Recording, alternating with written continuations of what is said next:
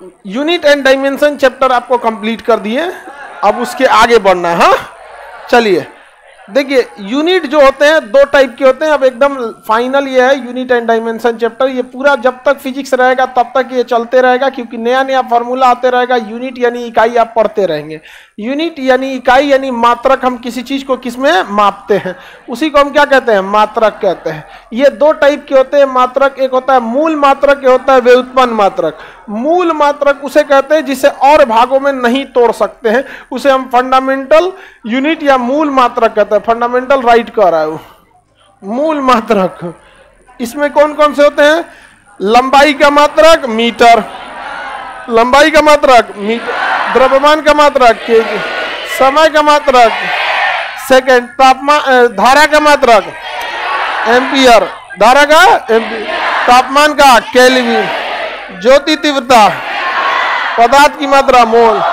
ये है कौन से मात्रक, मूल मात्रक। कौन मात्रक, मूल।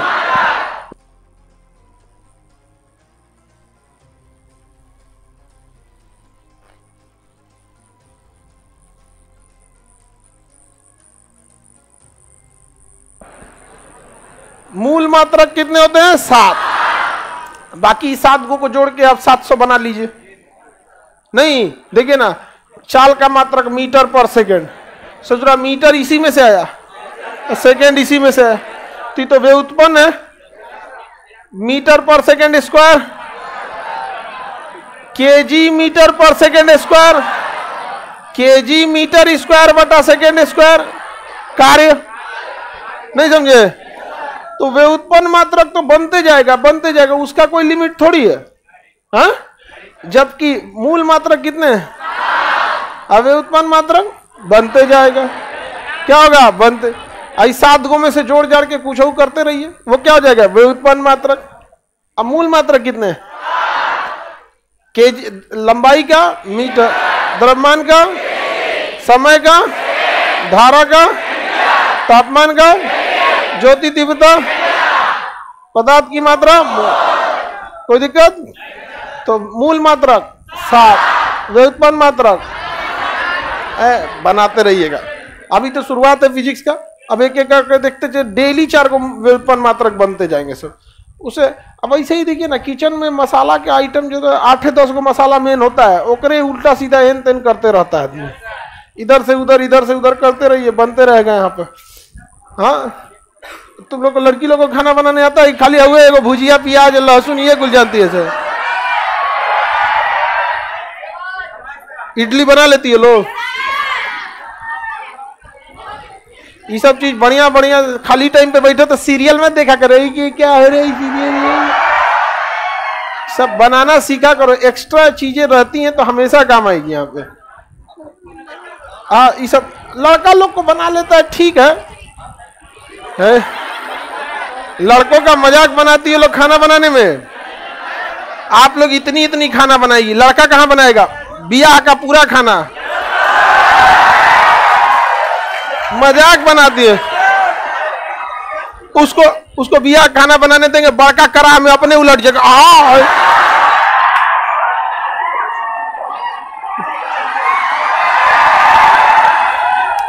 लड़का लोग को अंडर एस्टिमेट कर रहे, जितना बड़ा होटल देखिएगा, कौन से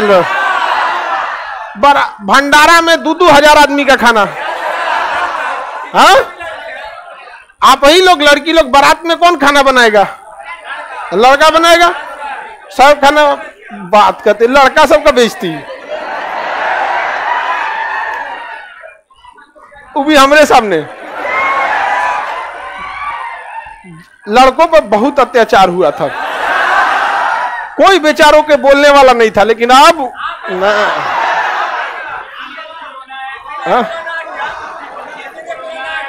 हाँ, अच्छा, कोरोना, लड़कों पे अत्याचार भी बढ़ गया था, कोरोना ये सब आया तो उसके बाद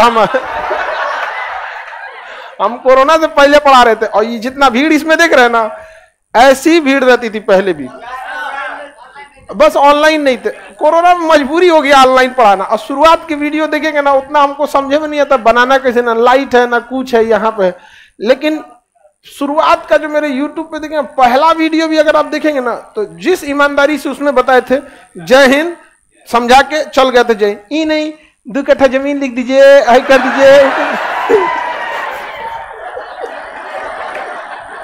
को आके कुछ कहता है सब, हाँ हमरा खाना खाने बुलाइए, हाई करिए, आओ कीजिए, 2 कट्ठा जमीन लिख दीजिए।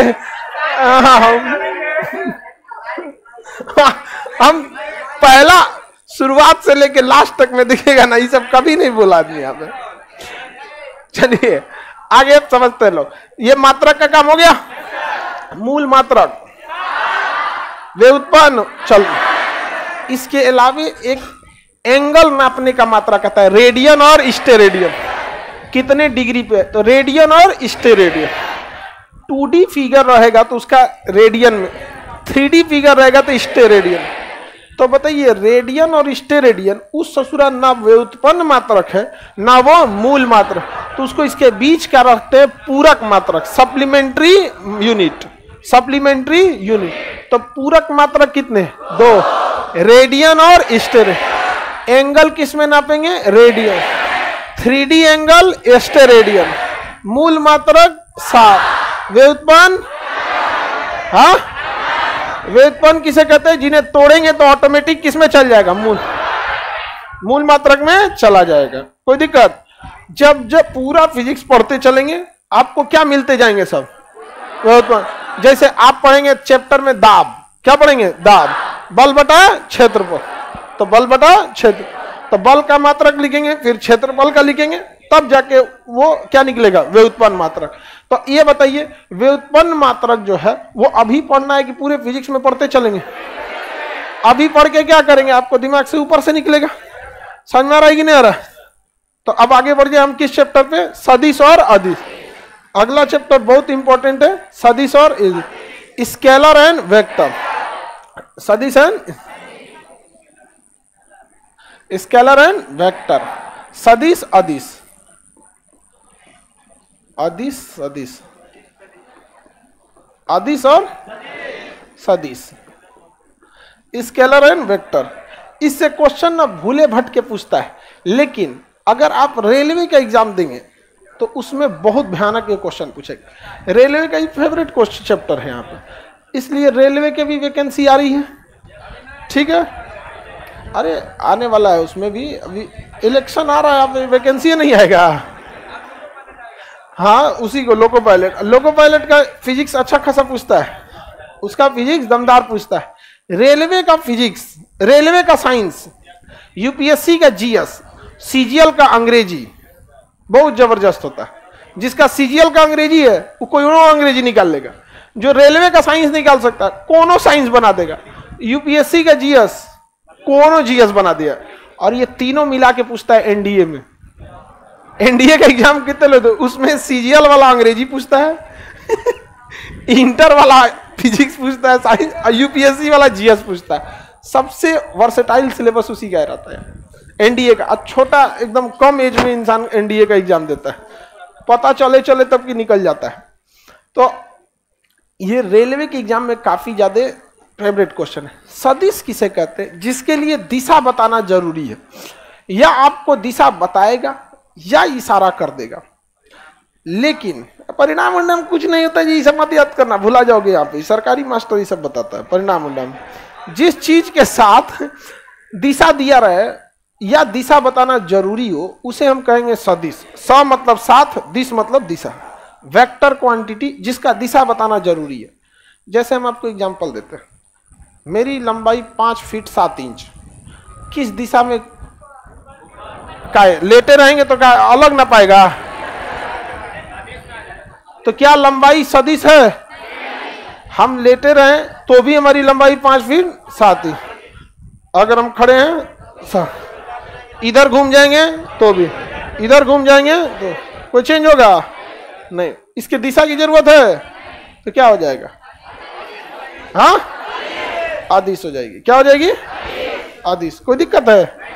जैसे हमारा द्रव्यमान 82 kg, बहुत मोटा गए हम, और हम दुबलाते इसलिए नहीं है कि हम मोमो चाट बर्गर से खाए हुए नहीं किए हैं ये सब। वो जो मोमो चाट बर्गर खाता है तनी से 1 महीना दौड़ देता है तो गल के पचक जाता है ना, ये ठोस खाया हुआ है एकदम, यहाँ पे गलबे नहीं करता है सब। हाँ, तो मेरा द्रव्यमान कितना केजी है? 82 के। कितना केजी?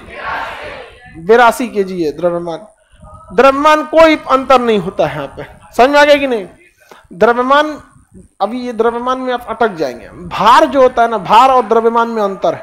मेरा भार जो है 820 न्यूटन है, मेरा भार 820 न्यूटन, द्रव्यमान मेरा 82 केजी है। आप अपना भार नहीं बताते हैं, आप अपना द्रव्यमान बताते हैं। आगे पढ़िएगा इसको, आप में से जितने लोग होंगे लोग वो सब अपना अपना, कितना आपका द्रव्यमान है? ले तुम कितना? 35। जैसे खाना पीना खाओ, चलिए तुम बताओ, और दबा के खा लो बढ़िया। जैसे 35 केजी ये द्रव्यमान है, लेकिन अगर भार होगा तो इसमें 10 का गुणा किया जाता है, 350 न्यूटन। वजन कितना है? 350 न्यूटन। और द्रव्यमान कितना है? 35 केजी। ये दोनों में अंतर होता है। अभी आपको समझ में नहीं आएगा। अदिश समझ में आ रहा है? जिसके लिए दिशा की कोई जरूरत नहीं है, अदिश। दिशा की कोई जरूरत नहीं है, वो क्या है? अदिश। जैसे समय 9:30 बज रहा है, कौन दिशा में? अरे भाई किधरों देखोगे 9:30 बजेगा, वो क्या हो जाएगा? अदिश। समझ में आ गया? लेकिन बल, बल सदिश, बल सदिश। मनप्रीत सिंह बाबू, आप इस बैच में मत आओ, क्लास 5 में पढ़ते हैं, तो इसमें क्या लिया है तुम? मनप्रीत सिंह बाबू, आपका दूसरा बैच आएगा, आप उस सब में पढ़िएगा, छोटे बच्चों सब के लिए। वहां पे उस सब में आप लोग पढ़ लेंगे, लोग जो छोटका बचवा रहता है उन सब के लिए। लेकिन इतना भी मोटिवेशन नहीं रहना चाहिए कि कितनों में 5-6 में लेके चल जाए। यहाँ पे देखिए, जैसे आपका बल है, बल को दिशा बताना जरूरी है। बल क्या है? बल एक प्रकार का धक्का है या खिंचाव है। बल एक प्रकार का धक्का है या खिंचाव है, समझ में गया? तो धक्का भी देंगे तो एक डायरेक्शन में देंगे। जैसे हम इधर बल लगाए तो इधर उधर को चोट थोड़े लगेगा। तो बल के लिए दिशा की जरूरत है कि नहीं? तो बल के लिए दिशा जरूरत है। अब वो आपको पता होना चाहिए या दिया होगा। बल के लिए किसकी जरूरत है? दिशा की। तो जिसके लिए दिशा की जरूरत है वो सदिश है, जिसके लिए दिशा की जरूरत नहीं है वो अदिश। वो क्या है? अदिश। इसमें बहुत सारा क्वेश्चन पूछा है। जैसे दूरी, देखिए दूरी, जैसे एक पॉइंट ए है और एक पॉइंट बी है, इन दोनों के बीच की लंबाई को हम दूरी कहते हैं। जैसे आप लॉज और कोचिंग के बीच आते होंगे तो ऐसे, फिर गली ऐसे गया होगा, मुड़ के ऐसे आए होंगे, ऐसे ये डायरेक्शन में आए होंगे, तो ये क्या है? दूरी। दूरी बड़ी लंबी हो जाती, कोई बीच में रुकावट आएगी तो आपको घूमना पड़ता है, समझ में आ गया कि नहीं आ गया?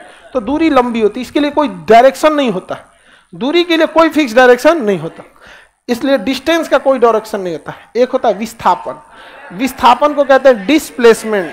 विस्थापन को क्या कहेंगे? विस्थापन को डिस्प्ले। विस्थापन कहता है ना कि मिनिमम दूरी कौन है, तो मिनिमम दूरी यही है। अब मिनिमम दूरी आप हर जगह नहीं चल सकते, बीचवा में किसी का मकान है तो क्या करिएगा? तूर के चलेंगे? तो मिनिमम दूरी चलने का दूर रास्ता, या तो तूर तार के चलिए, या तो हवाई जहाज से चलिए, या तो हवाई जहाज। तो किसी दो स्थानों के बीच में सबसे छोटी दूरी की अब उससे छोटी दूरी पॉसिबल नहीं है, उसे हम क्या कहते हैं? विस्थापन। क्या विस्थापन से भी छोटा कुछ हो सकता है? अगर उससे छोटा कुछ हो सकता है तो जिसे आप विस्थापन समझ रहे थे वो विस्थापन नहीं। दूरी कई टाइप के हो सकते हैं, जैसे आप हमारे कोचिंग पे आने के लिए कई रास्ते अपना सकते हैं, कोई दूसरी गली से आ जाइए ऐसे, समझ में आ गया? लेकिन विस्थापन एक ही हो सकता है। शॉर्टकट सबसे ज्यादा कौन है? हवाई जहाज से बैठ के चलो, हेलीकॉप्टर से यहाँ, नहीं तो एक तो यूक्रेन वाला तोप ले आइए, पुतिन को लाइए, सोच रहा हमको विस्थापन तय करना, मारो जो चीज आ रहा है सामने, धाड़ धाड़ धाड़, इधरे से जाएगा आदमी विस्थापन, समझ में? घर और में छेद छाद के निकलेगा। तो हर जगह विस्थापन पॉसिबल है? जहां अवेलेबल है वहीं है। हवाई जहाज किस चीज को फॉलो करता है? विस्थापन। एकदम शॉर्टेस्ट डिस्टेंस तय करता है। एयरपोर्ट से उड़ता है, हाइट के बाद एक बार घूम घाम के जिस डायरेक्शन में उसको जाना है एक बार लाइन अप हो जाता है, सीधे जाके, हाँ, उसका टाइमिंग कम लगता है। जब कभी आप डिस्प्लेसमेंट अर्थात विस्थापन करते हैं तो वो सबसे मिनिमम होता है, इसलिए वह एक ही होगा, दूसरा विस्थापन नहीं होगा। और जब वो एक ही होगा तो आपको फिक्स डायरेक्शन भी पता होगा कि विस्थापन इसी रास्ते से किया जा सकता है। किया जा सकता है कि नहीं? तो बताइए, दूरी के लिए डायरेक्शन की कोई जरूरत है? आप 4-5 को कोनो रास्ते में चलिए, बस आपको 2 बिंदुओं के बीच में पहुंचना है, उसी को क्या कहेंगे? दूरी। लेकिन शॉर्टेस्ट डिस्टेंस जो होता है, शॉर्टेस्ट, उसी को क्या कहेंगे? डिस्प्लेसमेंट। तो विस्थापन के लिए आपका तो फिक्स डायरेक्शन होना चाहिए। जैसे ए से बी के बीच हम विस्थापन देखेंगे तो यही डायरेक्शन ही है, आप दूसरा कोई रास्ते से जाइएगा तो इससे ज्यादा दूरी हो जाएगी। तो बताइए, आपके पास 2 चीज मिला, दूरी, दूरी यानी डिस्टेंस, दूरी यानी डिस्टेंस। क्या इसमें दिशा की जरूरत है? आप इधर से भी चल जाइए, इधर से भी चल जाइए, आपका मानना हम दूसरे ओर से जाएंगे, ऐसे जाएंगे हम, यहाँ नहीं समझ में आया? कभी कभी आदमी को जानबूझ के देर करना होता है, नहीं होता है तो आदमी दूसर गली में घुस जाता है, अरे हुआ बैठल है, दिमाग चाटेगा, हमारा घेर लेगा। तो कभी कभी ऐसा होता है, समझ में आएगी ना क्या? तो डिस्टेंस जो होता है, दूरी, ये क्या है? अदिश। क्या है? लेकिन विस्थापन, विस्थापन इसे क्या कहेंगे? डिस्प्लेसमेंट। डिस्प्लेसमेंट ये क्या है? सदिश है। क्या है? सदिश। अदिश और सदिश समझ में आ रहा है? अगर डायरेक्शन दिया है या डायरेक्शन उसका होता है तो क्या हो जाएगा? हाँ, बल सदिश, बल, समझेगा? देखिए, हमारा भार हर हाल में नीचे ही काम करता है। तराजू या तो बाल में बांध के इसे टांग दीजिए,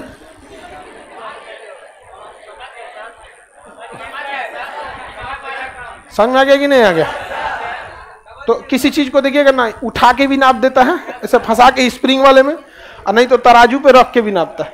आप कैसे भी नापिए, लेट के अपना वजन नापाइए, या ऐसे नापाइए, या आप उसमें नृत्य करते हुए नापाइए, लेकिन हर हाल में आपका वजन किधर काम करेगा? नीचे। हाँ, कि तराजुआ खोपड़िया पर रख दीजिएगा, कहिएगा नाप देना यहाँ से, हाँ, नहीं नाप। तो बताइए, भार क्या है? सदिश है। उसका हमेशा डायरेक्शन किधर होता है? किधर? नीचे की ओर होता है। करेंट सदिश, हाँ है ससुरा सदिश, लेकिन वो सदिश नियम का फॉलो नहीं करता। आपको भी पता है कि करंट किधर जाएगा, उसका डायरेक्शन पता होता है। भार क्या है? सदिश, लेकिन लंबाई सदिश नहीं है। आप नीचे से भी फीता लेके ऊपर नाप सकते हैं, ऊपर से भी फीता लेके नीचे नाप सकते, कोई अंतर नहीं। लेकिन भार हमारे नीचे रखिए तराजू, पैर के नीचे तराजू, तब ना पाएगा। कि खोपड़िया पे तराजू रख देंगे तो ना पा जाएगा, ना पाएगा जी। तो भार क्या है? सदिश।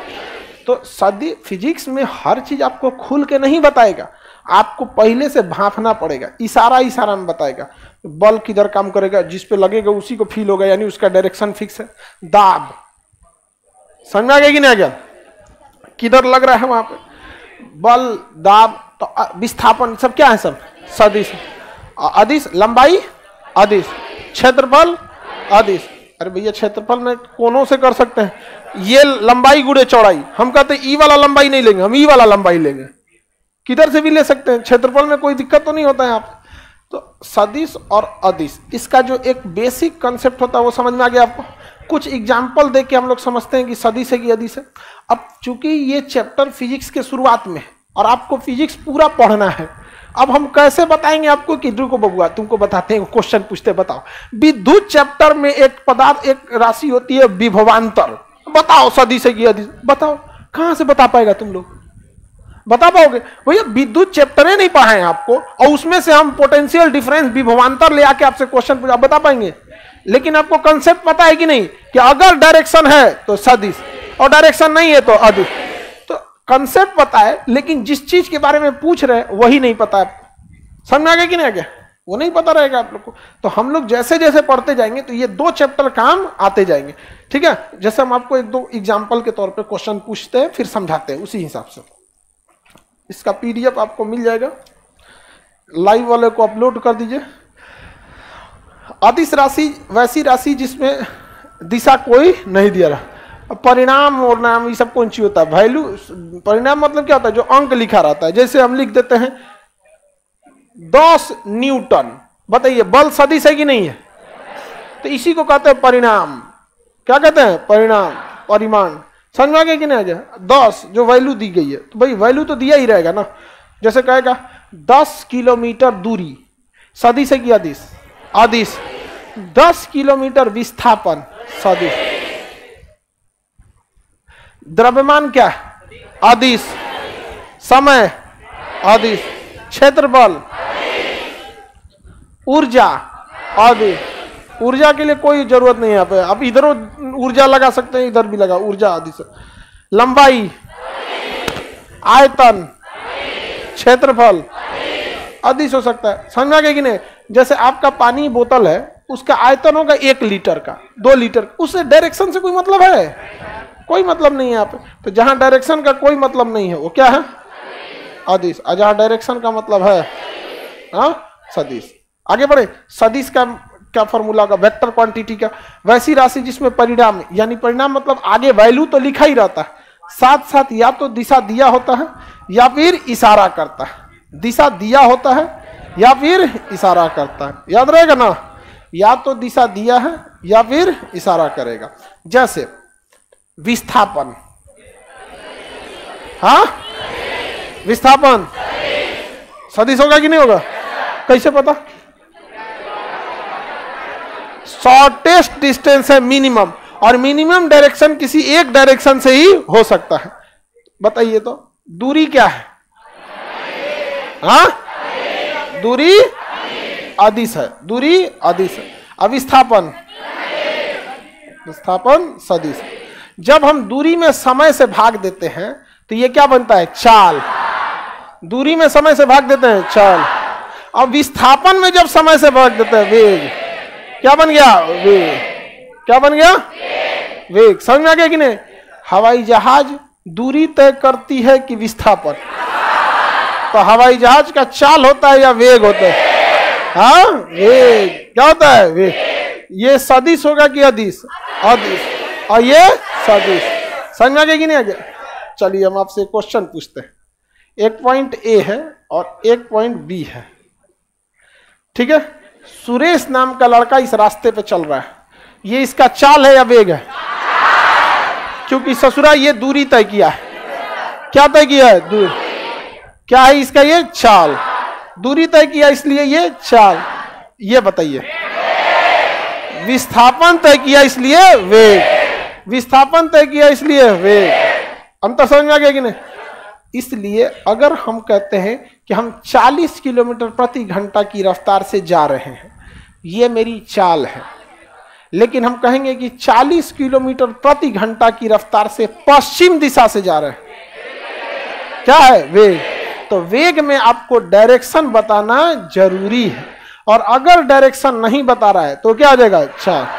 चाल। जैसे हम कहते हैं 80 किलोमीटर प्रति घंटा की रफ्तार से, जैसे क्या ये 80 किलोमीटर प्रति घंटा, 80 किलोमीटर प्रति घंटा पश्चिम की ओर, वेग। क्या हो गया? वेग। तो बताइए दूरी सदिश की अदिश? दूरी, दूरी, विस्थापन, वेग, वेग सदिश, चाल, लंबाई अदिश, क्षेत्रफल, आयतन, द्रव्यमान, समय अदिश। समझ में आ गया कि नहीं? विस्थापन, भार, भार, भार हमेशा नीचे काम करता है, और द्रव्यमान जो होता है ना हमारा पूरा परिमाप को बताता है। समझ में आ गया कि नहीं? द्रव्यमान और भार ये चैप्टर ही अलग है। जब गुरुत्वाकर्षण पढ़ाएंगे ना तब आपको बताएंगे कि दोनों में अंतर क्या होता है। अभी आपको ऊपर से निकल जाएगा। बस इतना समझिएगा, आप जिसे बोलते हैं ना आप 80 kg के हैं, ये आप अपना भार नहीं बताते हैं। क्या बताते हैं? द्रव्यमान। हाँ पूरी दुनिया यही गलती करती है, इसलिए किसी को पता ही नहीं चलता है कि गलत कर रहे हैं। समझ में आ गया कि नहीं? जब पता चलेगा तब ना लगेगा कि हाँ गलत। सब आदमी अगर गलत करने लगे तो पता थोड़ी चलेगा, सब एक ही साथ बोलने लगेगा। समझ में आ गया कि नहीं? जैसे ये पिंक कलर है, कौन कलर है? पिंक। पूरे हिंदुस्तान के लोग अगर इसको काला बोलने लगे तो क्या पता चलेगा कि काला है कि नहीं? हम लोगों को क्या पता चला कि सोच रहा पिंक है, सब पिंक पिंक पिंक पिंक, तो हम लोग भी पिंक बोलती है। जा, कोई रिसर्च करने गया था? सुने लोग 2 किलो आलू, 2 किलो आलू, अरे 2 किलो आलू नहीं है, 20 न्यूटन आलू है वो। समझ में गया? केजी में द्रव्यमान नापा जाता है, वो कितना एरिया ऑक्युपाई कर रहा है, ये सब चीजों को समझ में आएगी। भार अलग चीज होता है। और क्वेश्चन पूछे? चलिए देखते हैं कितना बता सकते हैं। विस्थापन में समय से भाग दिए तो बेग, अब बेग क्या हो गया?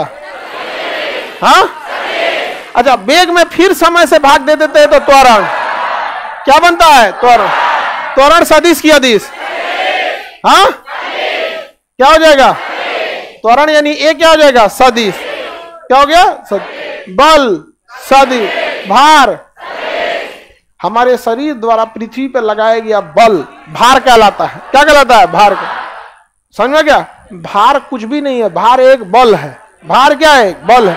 कूद जाइए किसी के ऊपर, मारे थोड़े हैं आप, अपना पूरा भार ले आके धोप दिए ओकरे ऊपर, तो हमारा भार कोई भार नहीं है, भार एक बल होता है। समझ में गया? जैसे मान के चले हम अभी आपके ऊपर कूद जाए, हम बल नहीं लगाएंगे, आप बस आराम से आपके ऊपर कूदेंगे इसे। समझ में गया कि नहीं गया? तो हम अपना पूरा भार दे दिए आपको। तो भार क्या होता है? बल होता है। भार क्या होता है? बल होता है। कोनो कोनो का तो बल और भयानक होता है, खली उली अगर गिर गया किसी के ऊपर दिक्कत हो जाएगा। बताइए, चाल सदिश की अदिश?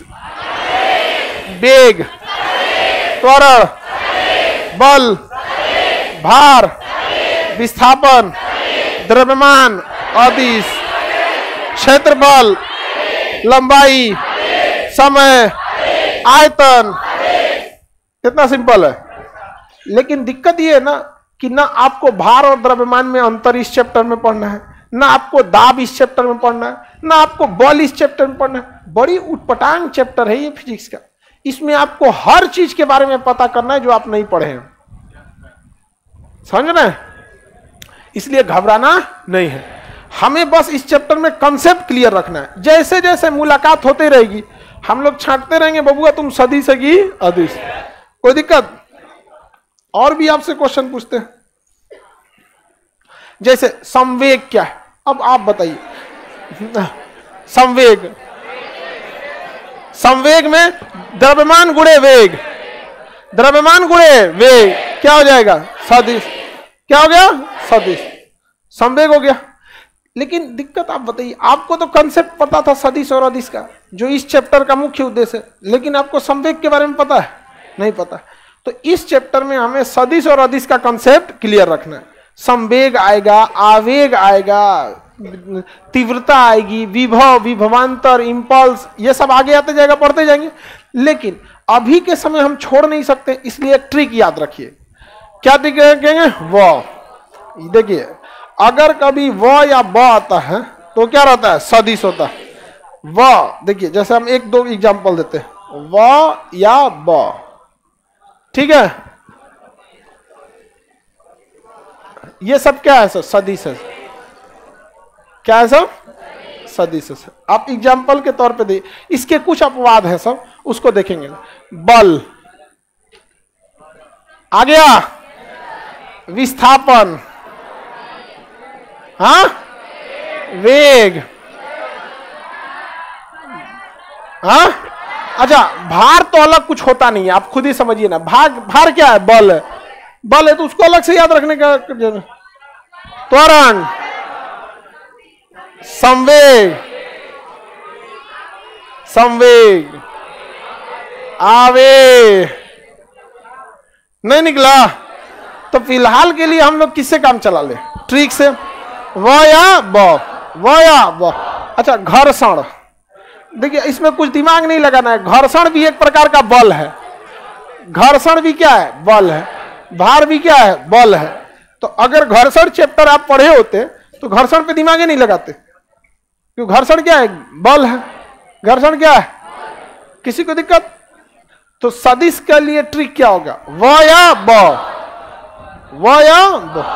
किसी को दिक्कत? व या ब लगाए तो सदिश, व या ब लगाए तो। एक दो जगह इसका अपवाद है, जैसे दाब। अपवाद में क्या याद रखेंगे? अपवाद, दाब। देखिए इसमें ब लगा हुआ है लेकिन ये अदिश है। विद्युत, विद्युत वह लगा है लेकिन ये भी सदिश नहीं है, ये भी सदिश नहीं है। द्रव्यमान, आधा वह है, यदि वह लगा है तो ये सब क्या है? अपवाद। अपवाद पहले से बता दिया आपको। द्रव्यमान बता दिए थे कि नहीं बता दिए? द्रव्यमान भी बता दिए थे। बताइए,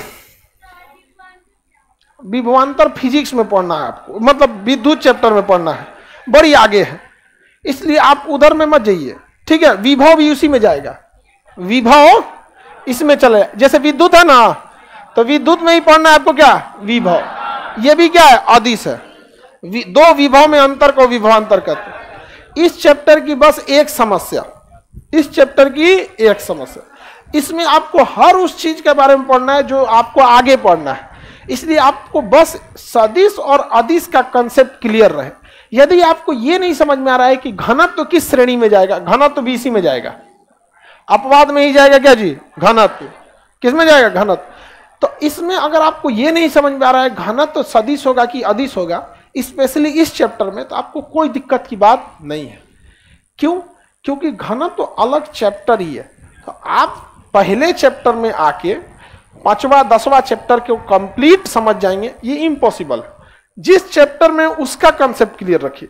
अगर हम आपको डिटेल से बता देंगे घनत्व के बारे में, तब तो आप बता सकते हैं कि सदिश होगा कि अदिश होगा। तो सदिश के लिए क्या चीज चाहिए? दिशा। सदिश के लिए, अदिश के लिए दिशा की कोई जरूरत नहीं है। अभी बस एक नॉर्मल ट्रिक याद रखिए, सदिश में क्या रहेगा? व या ब। सदिश में व या ब। अपवाद के टाइम पे ये सब हो जाएगा, ठीक है? सदिश सदिश याद रहेगा। अपवाद में क्या होगा? दाब, घनत्व, द्रव्यमान, विभवांतर, विद्युत धारा। विद्युत धारा, ये 4 को आप अपवाद में याद रखेंगे। दाब, विद्युत, घनत्व, 6 को है, वही 6 को जो भी है, अपवाद याद रहेगा। अब हम लोग इसका सदिश को जोड़ने का तरीका समझते हैं, ठीक है? ये इंपॉर्टेंट है। यही एक उटपटांग चैप्टर है, लास्ट 2 ठो। इसके बाद कोई चैप्टर उटपटांग नहीं है। इसके बाद जितना चैप्टर पढ़ना है आपको उसी चैप्टर का फॉर्मूला, उसी चैप्टर का कंसेप्ट, सब उसी चैप्टर में, बाकी झमेला वाला में नहीं। बोलो बाबू, दाब में पढ़ना। आप जो पूछ रहे हैं ना दाब के बारे में, आप सदिश सदिश के बारे में नहीं पूछ रहे हैं, आप पूछ रहे हैं दाब के बारे में। क्षेत्रफल अदिश है ना, तो जब हम उसमें जाएंगे, जब दाब में, तो आपको क्लियर कर देंगे। अभी आप पहला चैप्टर में दाब को क्लियर करना चाह रहे हैं, नहीं होगा। उस हिसाब से तो आपको अगर हम दाब समझा भी दिए, फिर आपका अगला सवाल होगा सर तब विभव को भी समझा दीजिए, फिर घनत्व को भी समझाइए, फिर विभवांतर को भी समझाइए। तब तो हम तो समझाते रह जाएंगे, पता चलेगा पूरा फिजिक्स खत्म हो जाएगा लेकिन ये चैप्टर खत्म नहीं होगा। तो बेटर है आपको बस सदिश सदिश का मेन कंसेप्ट समझिए, उसके बाद जैसे जैसे आगे आते जाएंगे समझेंगे। अब सदिश को जोड़ने का तरीका समझते हैं, ठीक है? जैसे जैसे ये तरीका बता देंगे ना, आप आराम से डिसाइड कर सकते हैं कि सदिश होगा कि अदिश। देखिए, हम लोग अदिश राशि को जोड़ने में कोई झमेला नहीं होता है, क्योंकि उसमें डायरेक्शन नहीं होता है। जैसे 3 + 5 8, ये क्या हो गया? अदिश। अदिश को जोड़ने में कोई झमेला नहीं है, लेकिन सदिश को जोड़ने में झमेला है भाई, बहुत झमेला है। क्यों? क्योंकि उसका डायरेक्शन है। जैसे कोई रस्सी है, इधर की ओर 10 न्यूटन का बल लगा रही है, और कोई दूसरी रस्सी है, इधर की ओर 20 न्यूटन का बल लगा रही है। तो आप ऐसे थोड़ी कर सकते हैं कि इसके गांठ पर 30 न्यूटन का बल फील होगा, नहीं कर सकते आप। डायरेक्शन क्या है? अलग अलग। डायरेक्शन क्या है? अलग अलग। इस ससुरा यही झमेला हो जाता है, किस में? सदिश में, क्योंकि वो डायरेक्शन लेके आया है। अब आप क्या कह सकते हैं कि इसके जॉइंटों पे कितने न्यूटन का, 30 न्यूटन का बल फील होगा? हाँ, बकला बताओ तो। हाँ हाँ, एंगल लेंगे तब ना। अब मान के चलिए यहाँ का एंगल थीटा है, यहाँ जो बल है वो बी है, और यहाँ जो बल है ए है। ए है, तो आप इसको डायरेक्ट नहीं जोड़ सकते, इसका डायरेक्ट नहीं जोड़ सकते, इसका रिजल्ट अलग आएगा।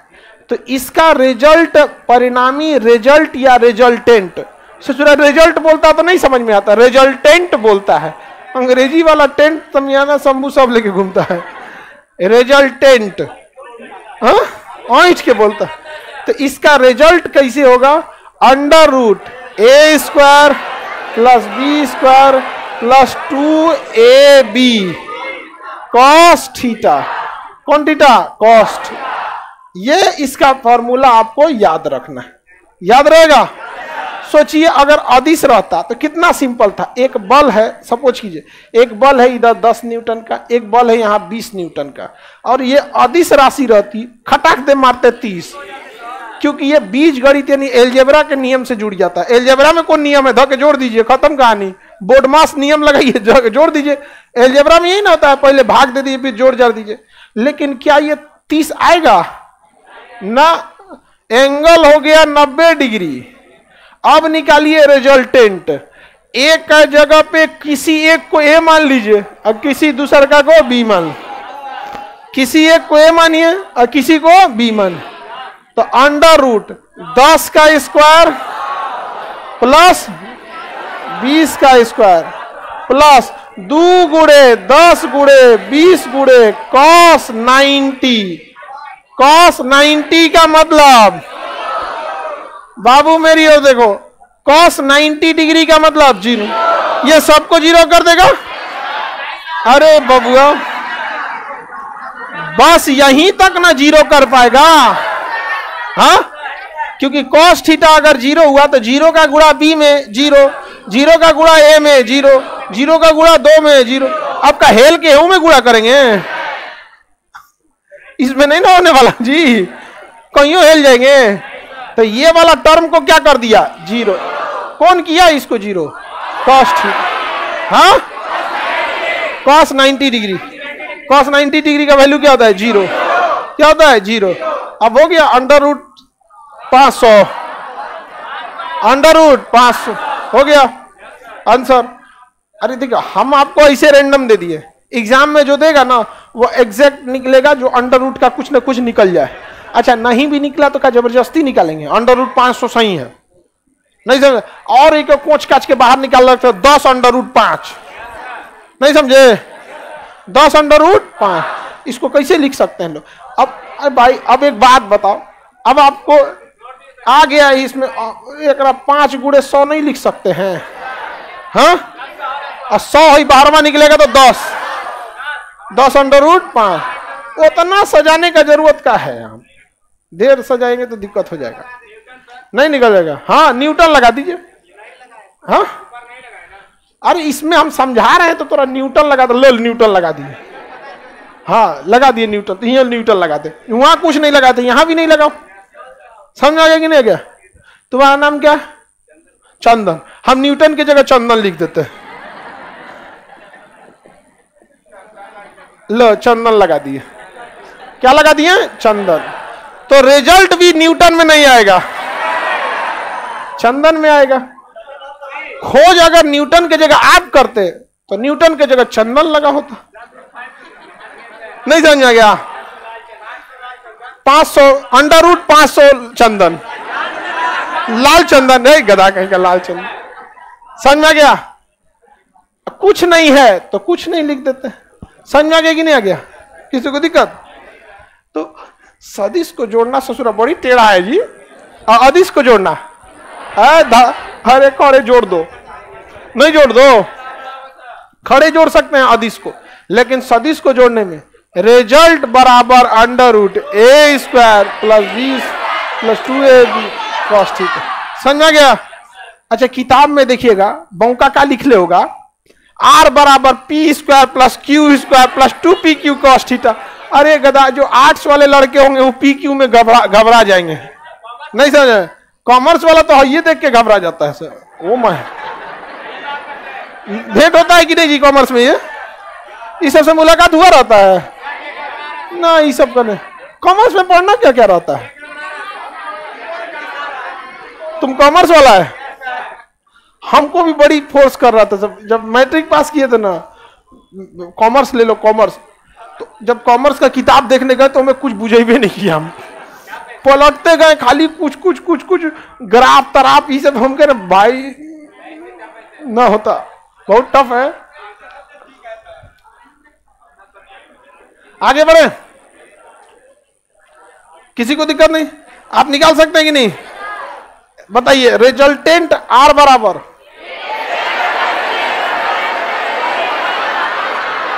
हाँ, इस ससुरा कॉस थीटा नहीं रहता ना, अगर इस ससुरा यहाँ कॉस थीटा नहीं रहता ना तो ए प्लस बी हो जाता। अरे बाबू, अगर कॉस थीटा नहीं होता, इधर देखो, कॉस थीटा अगर नहीं होता तो ये ए प्लस बी का होल स्क्वायर, स्क्वायर करनी को उठा देता और फिर ए आर बराबर ए प्लस बी अदिश हो जाता। क्या हो जाता? अदिश हो जाता। आर बराबर क्या हो जाता? ए प्लस बी नहीं हो जाता। इस ससुरा ई आके ना नौटंकी कर दिया।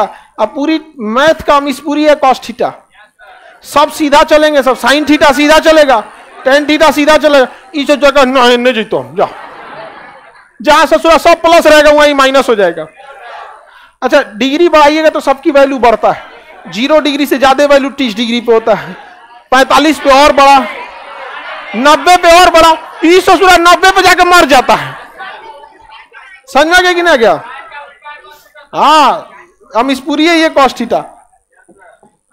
चलिए देखते हैं। देखिए, एक कॉस थीटा आके सारा चौपट कर दिया कि नहीं? चौपट नहीं करते यार। क्वेश्चन दे, आर बराबर बोलिए तो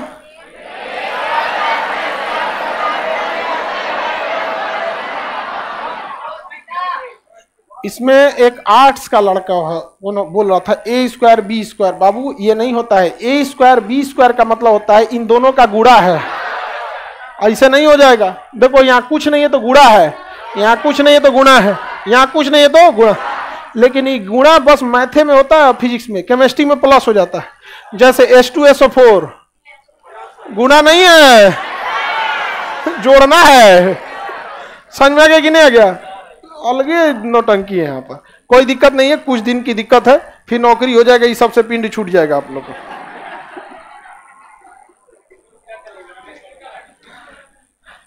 दस न्यूटन का बल उत्तर दिशा में तथा 5 न्यूटन का बल पूरब दिशा में।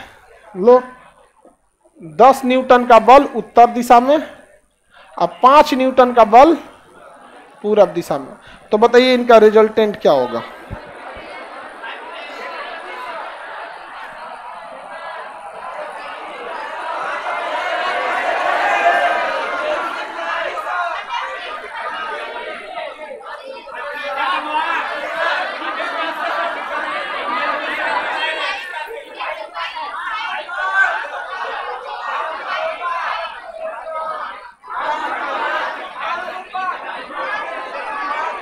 कितना आया?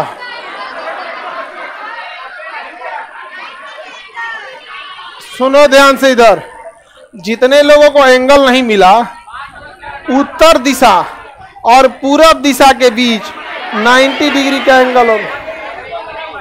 पहला तुम ही पूछ रहा था एंगल दीजिए ना, याद आ गया इनको। दो लगातार दिशाओं के बीच में 90 डिग्री का एंगल ऑटोमेटिक हो जाता है। हम आपको शुरू से ही समझा रहे हैं कि फिजिक्स में खुलकर कुछ नहीं बोलेगा, इशारा करेगा। सबसे ज्यादा इशारा लाल पीला हरा में, उसके बाद फिजिक्स में। समझ में आ गया? एक को तो हिसाब आप जानते होंगे इशारा, दूसरा फिजिक्स का इशारा हम समझा देंगे आप लोग को, ठीक है? कितना आ गया? कितना आया?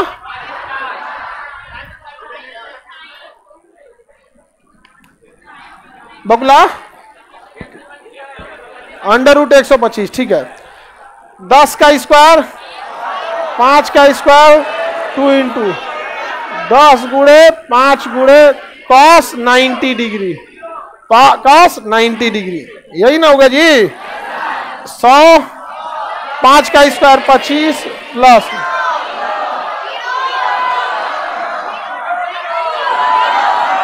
पूरा 0, पूरा क्या हो जाएगा? पूरा का पूरा 0 हो गया। क्योंकि cos 90 का वैल्यू 0 होता है, ये पूरे टर्म को क्या कर देगा 0।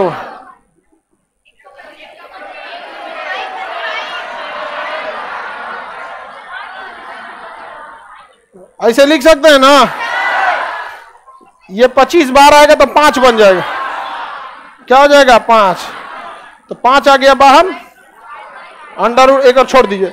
अच्छा इस दूसरा फिर जाएगा तो 25 हो जाएगा, समझ में आ गया कि नहीं, निकलेगा तो हो गया। इसका मतलब ससुरा 0 डिग्री हो 90 डिग्री हो गया तो दिक्कत हो गया। इसका मतलब ये समझें आप कि परिणामी रिजल्ट की वैल्यू ए पर डिपेंड नहीं कर रही है, बी पर डिपेंड नहीं डिपेंड कर रही है थीटा कितना, डिपेंड कर रही है थीटा कितना। तो दो सदिश के बीच परिणामी मैक्सिमम होगा कि मिनिमम होगा, ये ए और बी पर डिपेंड है या एंगल पर? हाँ एंगल पर। अब हम लोग कल एंगल का ऑपरेशन करके देखेंगे लोग, एंगल कैसे बढ़ता और घटता है, समझ में आ गया। चलो ये बीच वाला